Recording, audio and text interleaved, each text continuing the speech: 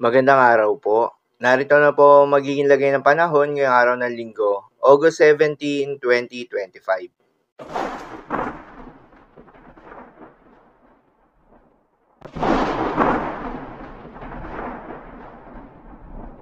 Sa kasalukuyan na tayo sa pag-asa, yung binabantayan na low pressure area sa labas ng Philippine Area of Responsibility ay nakakaapekto yung trough or extension nito sa may northern at central Luzon. Dahil dito ay asahan yung maulap na kalangitan na may kalat-kalat na mga pag-ulan at thunderstorms. Southwest monsoon o hangin habagat naman o yung hangin na nanggagaling sa may timog kanluran ang patuloy na nakakaapekto sa may southern Luzon at western section ng Visayas. Dahil dito ay asahan rin yung maulap na kalangitan na may kalat-kalat na mga pag-ulan at thunderstorms. Habang sa nalalabing bahagi pa ng ating bansa ay asahan naman yung generally fair weather condition, mainit at malinsangan na panahon sa umaga hanggang sa tanghali. Ngunit pagsapit ng hapon o gabi, ay asahan yung mataas na tsansa ng mga pag-ulan na dulot ng mga localized thunderstorms. Samantala yung binabantayan niya na low pressure area sa labas ng Philippine Area of Responsibility ay huling namataan sa layong 805 kilometers west ng Iba, Zambales. Malayo ito sa ating kalupaan, subalit gaya ng ating nabanggit, yung trough or extension nito ay nakakaapekto sa ating bansa. Sa ngayon nga ay mababa yung tsansa or nasa low chance pa na maging ganap na bagyo ito within the next 24 hours.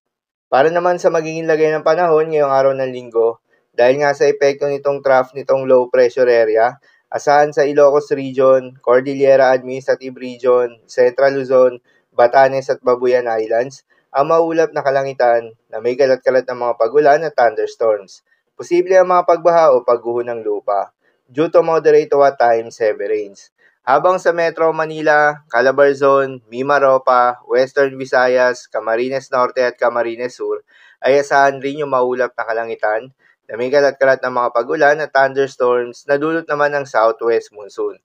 Posible rin na mga pagbaha o pagguho ng lupa due to moderate to at times heavy rains.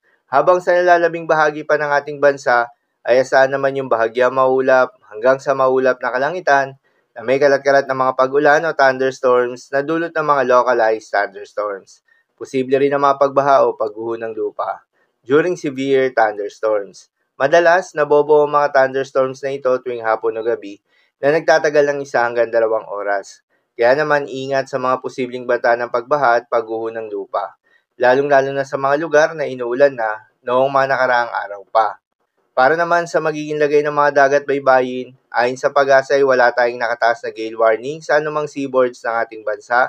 Ngunit pinag-iingat yung mga papalaot na mga kababayan nating mangingisda at yung may mga maliliit na sasakyang pandagat sa may western at northern seaboards ng Luzon dahil inaasahan yung katamtaman hanggang sa maalon na karagatan. At sa nalalabing seaboards ng ating bansa ay asahan yung banayad hanggang sa katamtaman ng mga pag-alon, ngunit iba yung pag-iingat pa rin. Lalo na kung meron tayong offshore thunderstorms activity, asahan yung paglakas ng hangin dahil kaakibat nito ay pagtaas rin ng mga pag-alon. So, ilamang po para sa lagay ng panahon ngayong araw ng Linggo. Keep safe everyone.